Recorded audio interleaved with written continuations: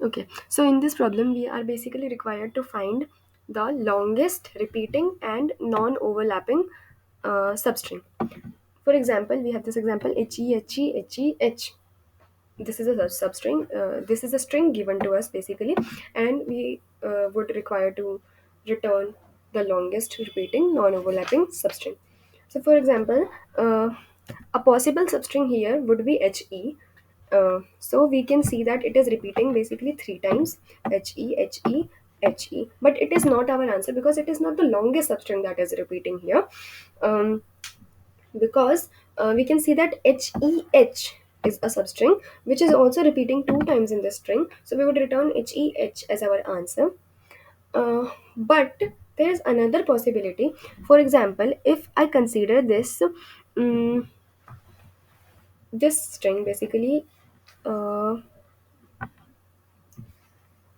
ehe, for example, let me write it here.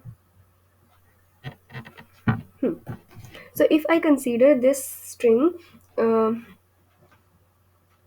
h ehe basically, this substring ehe and another substring this ehe, so both of them are of length 3, and we can return this as our possible solution, but as it has said, it has been clarified that it should not be overlapping, and we can see that here it is a overlapping substring.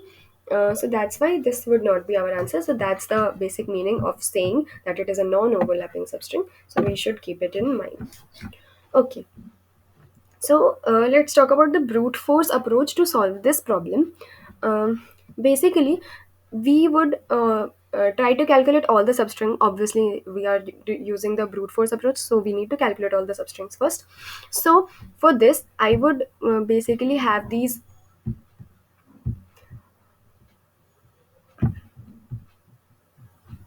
Okay, so in the brute force approach, I would initialize a loop from I to n, and obviously to store the answer, we would initialize a variable result which would initially store -1.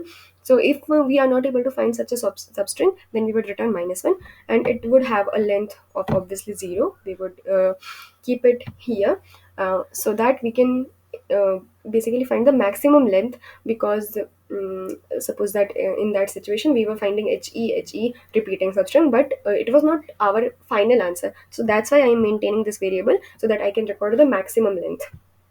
Okay, so now in these two loops basically we are trying to find out the substring from I to j. So this loop runs from I for I, it runs from 0 to n, and another loop of j runs from I plus 1 till n. So I would try to find a substring in substring by using the function s dot substring from I to j. Okay, so for example, in this example here, if this point, this a is my I and this d is my j, so my substring from I to j would be acd. Now what do I want to do in this question? Now I want to find another substring which exists in the left, basically the left or the remaining part of this string. So suppose that this basically, if I hmm, suppose that this is a string s, and uh, I have a string substring s1 here. This is s1 and this whole thing was s. So I want to search in the remaining region, this region, that am I able to find another string similar to s1. If we find such an answer, that s1 exists in the remaining region again, so that would be my potential answer, because I can't say that this is my final answer, because suppose that we are considering from the suppose that we are taking j here and ac, so ac is again repeating, but it is not our final answer because acd is a string and acdc is our final answer, because it was having a length of 4, which was the maximum longest non-overlapping substring here.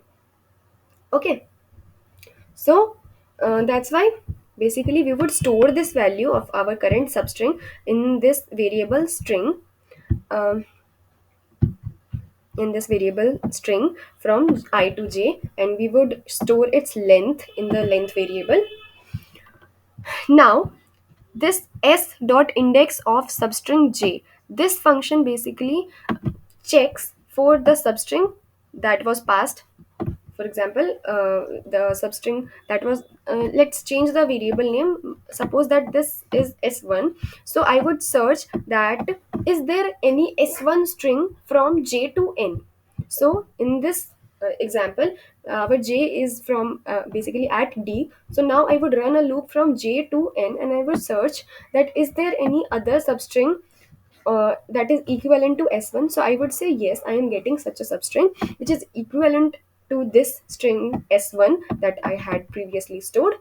So uh, uh, just remember that we had stored maximum length equals to 0 first, but now we have found such a string, such a substring, which is repeating, non-overlapping. It is not the longest currently at this stage, but we would still basically uh, store it in our maximum length. So we would change our maximum length from 0, which was initially, to this length which we have found now, and we would update our result to this substring. Then again the loop would run and j would increase, so I would get acdc, and then I would again check acdc, and then we would update our result to acdc, and the length, it would get updated to 4.